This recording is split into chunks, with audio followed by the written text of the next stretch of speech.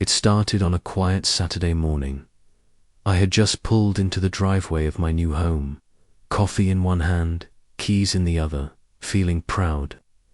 My wife and I had just closed on this beautiful property at the edge of the neighborhood, peaceful, private, and surrounded by woods.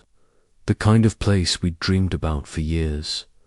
I hadn't even fully moved in yet, but what I didn't realize at the time was that my biggest battle wasn't unpacking boxes, it was the woman next door, her name, Karen *, and she was the self-declared queen of the HOA.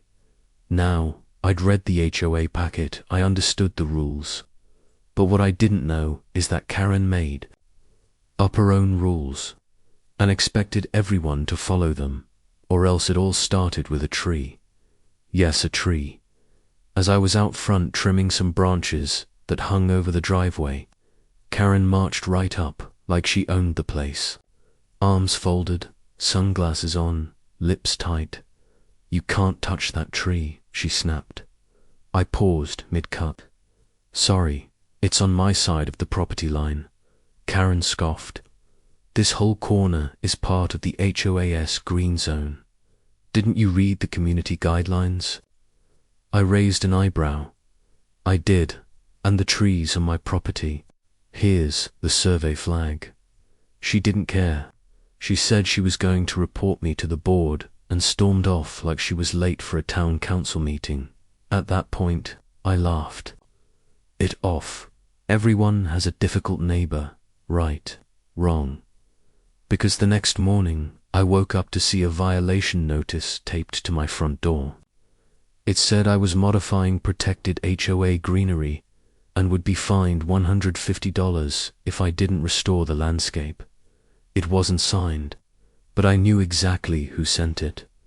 I called the number on the bottom of the form. It went straight to voicemail. "This is Karen with the HOA Enforcement Committee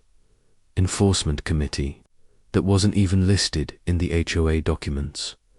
I decided I wasn't going to play games, so I pulled out the official property deed and survey map, printed everything, and prepared for a calm conversation. That same afternoon, I walked over to her house to settle things. She didn't answer. Instead, she called the police. "Have you ever had a neighbor like this? Let me know where you're watching from." I kid you not. As I stood at her front porch holding my deed, I heard her on the phone through the window. "There's a man on my property. He's aggressive. He's threatening me, threatening her."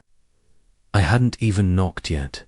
Within 10 minutes, 2 police officers pulled up, blue lights flashing, neighbors peeking through their blinds like it was movie night. One officer approached me and asked what was going on. I explained, "Officer, I just moved into the home next door.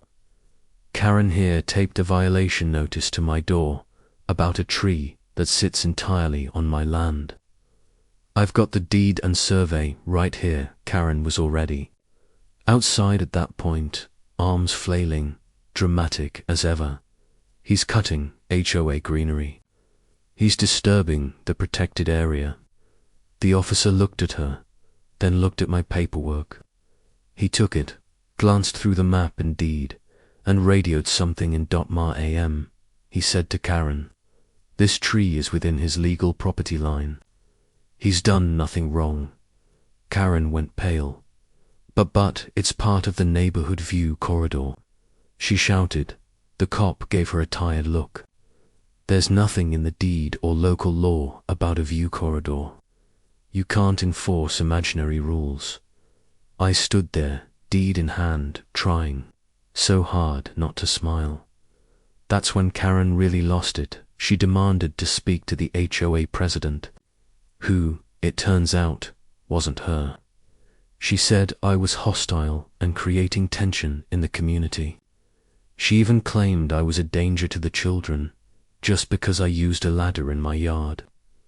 The officer turned back to me and said, "You're good to go, sir. I suggest documenting everything she does from now on." Oh, I did over the next 2 weeks.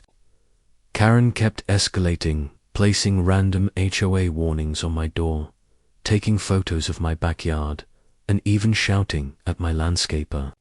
But I was ready. Every incident was recorded then. I got smart. I compiled everything: her false police call, her fake violations, her harassment, and brought it to the real HOA board during their next open meeting. I showed them security footage, my deed, and copies of her notes. Turns out, Karen wasn't even on the board. She had been removed months ago for exactly this kind of behavior. When I finished presenting, the HOA president turned to me and said, "We apologize. This should never have happened. We'll be sending a formal cease and desist to Ms. Karen immediately." 2 days later, her enforcement notices stopped. She even stopped looking me in the eye. The fake rules, the threats, the dramatics done. And as for that tree, it's still standing, healthier than ever. But just when I thought the drama was over, Karen tried to sue me for mental distress over the